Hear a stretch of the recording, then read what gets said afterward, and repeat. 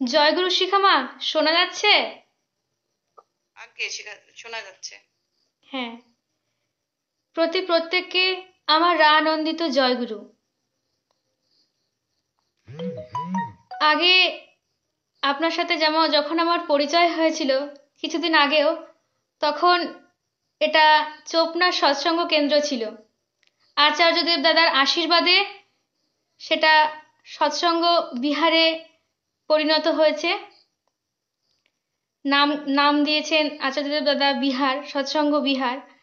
তো আপনি আমাকে বলেছিলেন যে বিহার শব্দটা সম্পর্কে কিছুটা মানে আলোচনা করতে। তো আমি যতটুকু জানি ততটুকুই আপনাকে বা যারা উপস্থিত আছেন যে সমস্ত মায়েরা, তাদেরকে বলার চেষ্টা করব মাত্র। আসলে বিহার কথাটা বহু রকমের মানে হয়। ভ্রমণ হয়, সংবরণ হয়, উপস্থাপন হয়, বহু রকমের হতে পারে।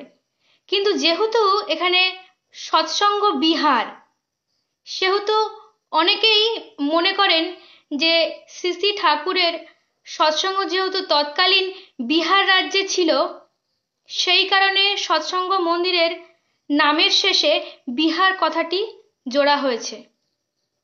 কিন্তু বিহার কথাটি এসেছে রি ধাতু থেকে, বিশেষভাবে হিত বা হরণ করা। মানুষের মনের অন্ধকার যেখানে দূরীভূত হয়, যেখানে গেলে মনের যে বিরুদ্ধ ভাব সেটা দূর হয় এবং মন সুতে স্থিত হয়, সেটাকেই হয়তো বিহার বা সৎসঙ্গ বিহার বলে মনে করা হয়, মানে আমি মনে করি আর কি। ঠাকুর একটা জায়গাতে বলছেন যে শান্তি কি করে আসে। তো ঠাকুরের একটা কথাতে আমি শুনেছিলাম যে শান্তি আসে, যদি কেউ শান্ত না হয় তাহলে তার মনে কখনো শান্তি আসে না। আর শান্তি আসে তখনই যখন আমরা ঠাকুরের নাম ধ্যান করি, বা নিয়মিত নাম ধ্যান করলাম, প্রার্থনা করলাম, ঠাকুরের গ্রন্থাদি পড়লাম, বিভিন্ন কর্মকাণ্ডের মধ্যে দিয়ে আস্তে আস্তে আমাদের মনের মধ্যে একটা শান্ত ভাব আসে।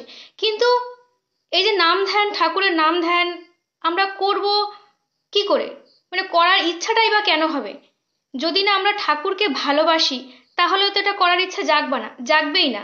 তাহলে আমাদের দরকার কি? ঠাকুরের উপরে ভালোবাসা। ঠাকুরের উপরে ভালোবাসা কি করে আসবে? কি দেখে বুঝবো যে ঠাকুরের উপরে ভালোবাসা, এই মানুষটা ঠাকুরকে ভালোবাসে? পূজনীয় বাবা দাদা একটা জায়গাতে বলছেন যে একটা মানুষ মানুষকে কতটা ভালোবাসে সেটা দেখলে বোঝা যায় যে সে ঠাকুরকে কতটা ভালোবাসে। একটা কথা আমি বারবারই মানে বলেছি, যে একটাবার আমার জেঠু এমন হয়েছিল যে বাবাইদা তখন সামনে ছিলেন, আর আমার জেঠুকে বাবাইদা জিজ্ঞেস করেছে, জেঠুকে বাবাইদা প্রশ্ন করেছিলেন এটাই, যে প্রতুলদা, মন্দিরে মানুষ কি দেখতে যায়? তো সবাই সব রকম বলেছিলেন, যে কেউ ঠাকুর দেখতে যায়, কেউ মন্দির দেখতে যায়, এরকম সমস্ত গুরু ভাইরা এরকম উত্তর দিচ্ছিল। তখন পূজনীয় বাবাইদা বললেন, না প্রতুলদা, মন্দিরে মানুষ ঠাকুর দেখতে অথবা মন্দির দেখতে এরকম দেখতে কিন্তু যায় না, ওখানকার মানুষদের আচার আচরণ ব্যবহার কেমন সেগুলোই কিন্তু দেখতে যায়। আজ বাবাইদার এই কথাটার মানে হচ্ছে, আমি যতদূর যা বুঝি, যে আমরা কতটা মানুষের হতে পেরেছি, অর্থাৎ আমাদের যে পারিপার্শ্বিক আছে, বা তাদের প্রতি আমার কতটা অনুদান। শুধু তাই না, ধরো একটা জায়গায় একটা মানুষ কোনো বিপদে পড়েছে, হতেই পারে সেটা তার পারিবারিক বিপদের মধ্যে সে আছে, কোনো কিছুই হতে পারে, কিংবা তখন আমাদের উচিত তার সেই সমস্যাটা সমাধান করা। হঠাৎ দেখা গেল কোনো মানুষের এমন হয়েছে যে তার শিক্ষাগত দিক থেকে কোনো বাচ্চা পড়াশুনো করতে পারছে না, তখন আমাদের উচিত তাকে হেল্প করা।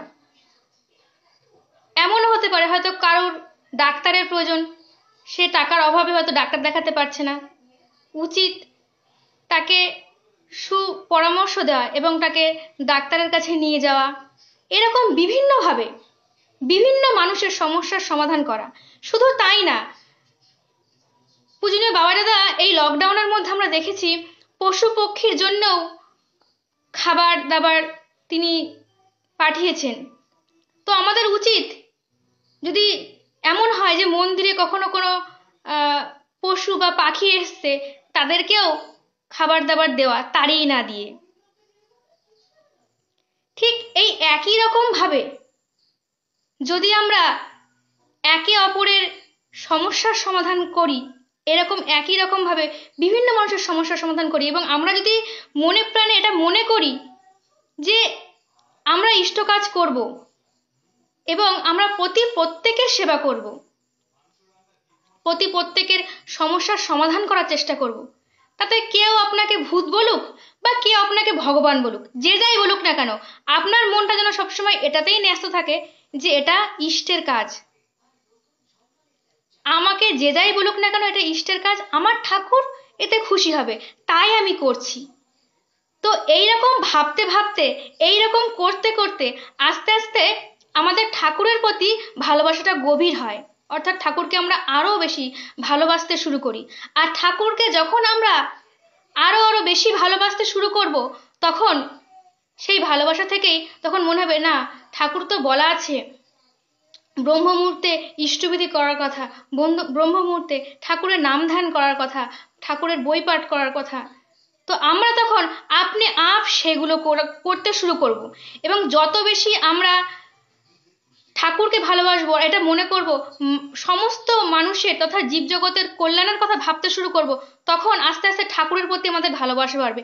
আর ঠাকুরের প্রতি যখনই আমাদের ভালোবাসা বাড়বে, তখনই আমরা এই ঠাকুরের নাম ধ্যান প্রার্থনা আদি করতে শুরু করব, তখনই আস্তে আস্তে আমাদের মনে শান্তি আসবে, আর শান্তি থেকে আসবে আমাদের মনে আনন্দ। আর আমরা যদি প্রত্যেকে যারা ইষ্টকে নিয়ে আছি, তারা যদি আমরা আনন্দে থাকি, শান্তিতে থাকি, তখনই কিন্তু আমরা পারবো অন্য একটা মানুষের সমস্যার সমাধান করতে, বা একটা যে আমরা যে পথ দিয়ে এগিয়ে আমরা শান্তি পাচ্ছি, আমরা তখন তাদেরকে বলতে পারবো যে তোমরাও এই পথ দিয়ে যাও, আমি এই পথ দিয়ে গিয়ে আজ আমি শান্তিতে আছি, তোমরাও এই পথ দিয়ে যাও, তোমরাও শান্তিতে থাকবে। তো যখন আমাদের এই মন্দিরটাতে যারা যারা আসবে, যে কোনো সমস্যা নিয়ে, আমরা চেষ্টা করব প্রত্যেকে মিলে তাদের সমস্যাগুলো শোনা, তাদের সমস্যার সমাধান করা। সে যে যা সমস্যা নিয়ে আসুক না কেন, আমরা যদি চেষ্টা করি তাদের সমস্যার সমাধানগুলো করা, তাহলেই আমার মনে হয় যে এই যে আচার্যদেব দাদা যে বিহার নামটা দিয়েছে, সেই নামটা আমরা তখনই মনে হয় সার্থক করতে পারবো, যখন এই মন্দিরে এসে সবাই আনন্দ অনুভব করবে, মনে শান্তি পাবে এবং সমস্যার সমাধানের একটা উপায় পাবে, তখনই কিন্তু এই নামকরণের সার্থকতা। আমি তাই বুঝি আর তাই মনে করি মা। জয় গুরু।